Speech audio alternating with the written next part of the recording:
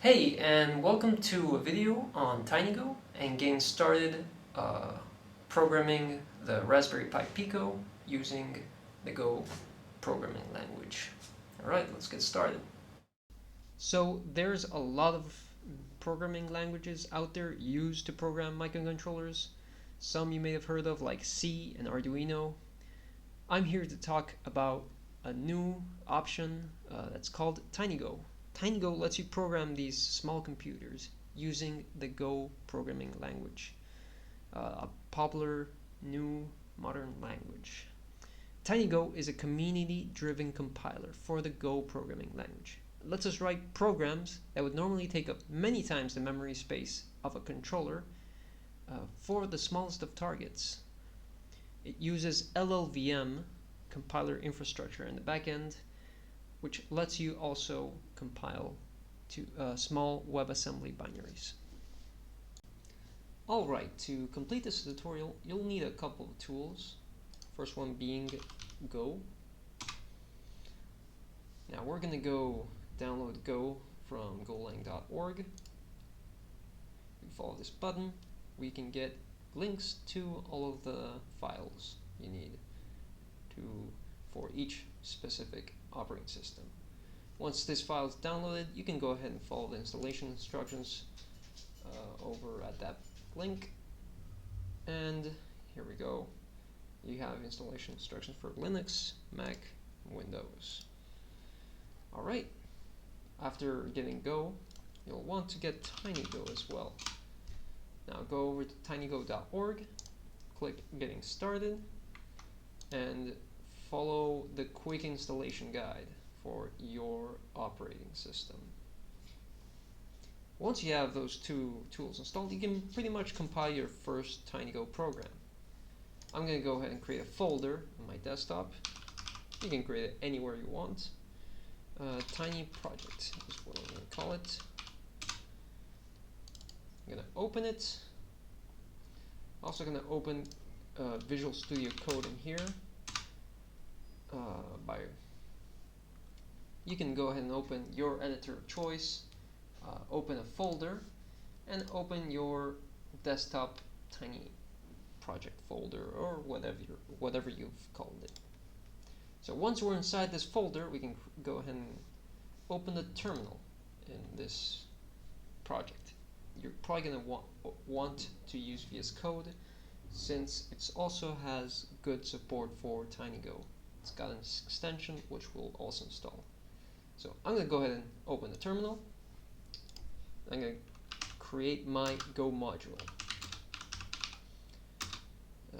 Tiny proj. So that's created a go.mod file, and if you go and open it, it's pretty empty. I'm going to open and I'm going to create a new file called main.go as well.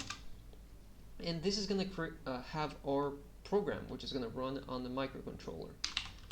So I'm going to go ahead and write package main and then func main. And to get IntelliSense working up with TinyGo, we're going to want to go ahead and get the TinyGo extension. Click Extensions or Control-Shift-X on your VS Code installation. This bar is probably going to be on your left side. This is a preference of mine. And alright, once we have extensions opened, we can go ahead and search for TinyGo. Click that and click the install button. I've already installed it, so I have an uninstall button, but you'll probably have an install button here. Click that and wait for it to install. And once it's installed, you can find the TinyGo tool, VS Code tool, down here, bottom left corner. Opening it, we get this drop down menu, and you can click on your target. As you can see, there's many targets to choose from, many different microcontrollers. We're gonna be programming on the Pico, Raspberry Pi Pico, so I'm gonna go ahead and click that. Once you've clicked that, and by the way, if you're not seeing this tool, go ahead and close and reopen VS Code. Alright, so once we've clicked on Pico, we can go ahead and reload the window. This is gonna allow us to have IntelliSense on our project. So if I start writing machine, that's not right. Let's see if importing it manually fixes this. We're going to write import machine, and we're going to click, here we go, and now we're going to start using it without saving so that it doesn't remove our import. And then once we have our first declaration, we can start using the machine package.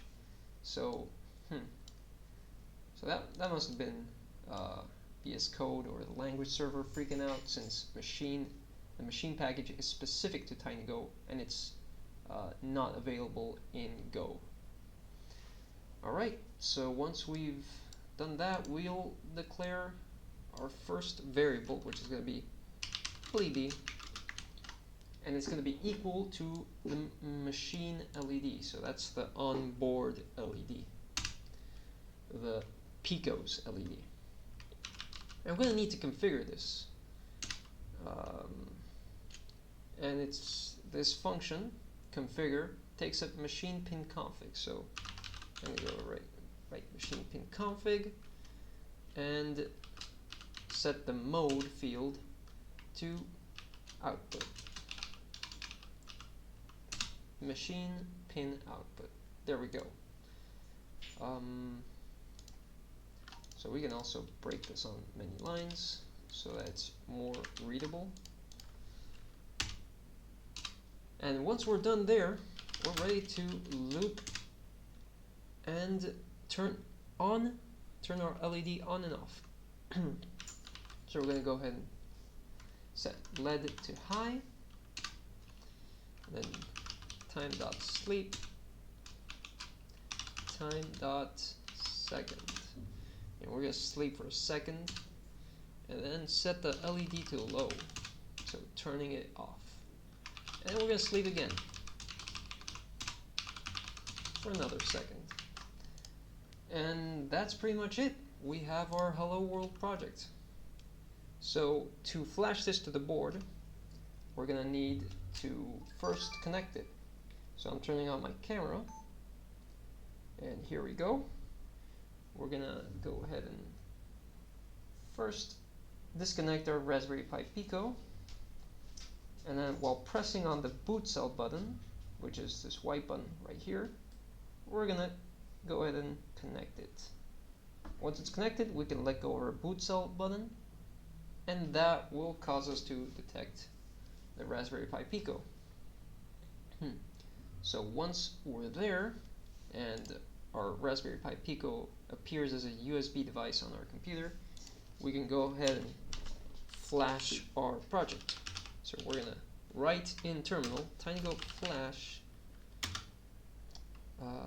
target equals Pico, and we're going to flash our file main.go.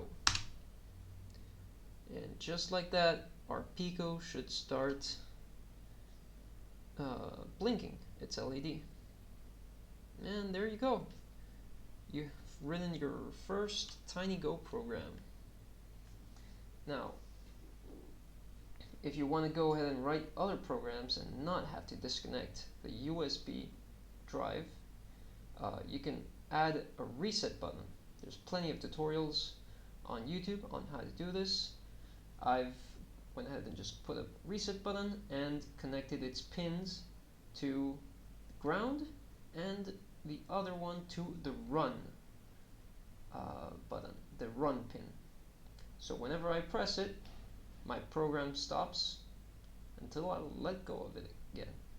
This allows me to click on the boot cell button and click reset button, and then let go of let go of the reset button and then the boot cell button, and my Raspberry Pi Pico is ready to be flashed again. Now, this does not erase your program. If I go ahead and press the reset button, my blinky program is back. But I've also lost the ability to flash it. So that's pretty much everything on the Raspberry Pi Pico. Hope this helped.